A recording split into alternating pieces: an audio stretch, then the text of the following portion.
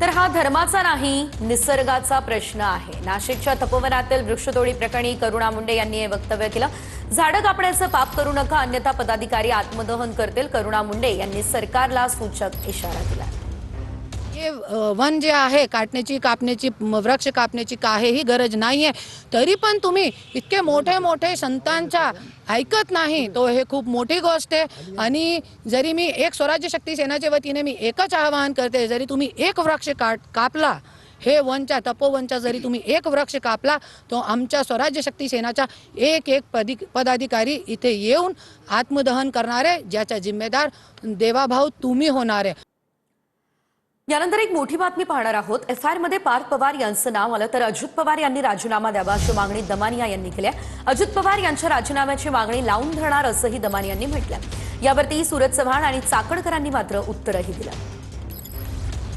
ज्या घटकेला जर एफआयआर मध्ये पार्थ पवारचं नाव आणि अमेडियाचं नाव आलं, तर दुसऱ्या मिनिटाला अजित पवारांनी राजीनामा देणं गरजेचं आहे।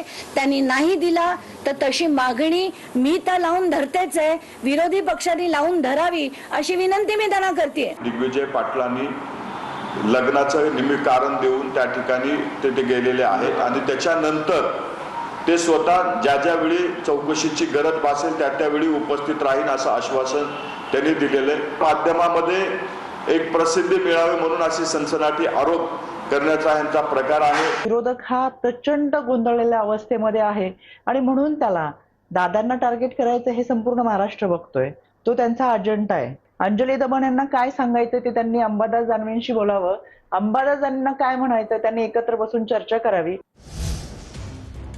दिग्विजय पाटील जय पवार यांच्या लग्नानंतर पुन्हा चौकशीला सामोरे जाणार आहेत। दिग्विजय पाटील यांनी पुणे पोलिसांना जबाबाबाबत माहिती दिलेली आहे।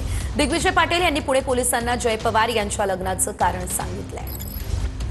7 ते 14 वर्षाची शिक्षा ही असताना त्यांना कुठच्याही जोपर्यंत सगळं होत नाही, चौकशा होत नाहीत, तोपर्यंत बाहेर खरं तर जाऊ दिलं म्हणजे नाही पाहिजे।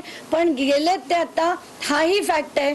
म्हणून मी म्हणते की ज्या अधिकाऱ्यांनी जाऊ दिलंय त्यांना सुद्धा लायबल केलं पाहिजे, तरच हे सगळं बदलेल।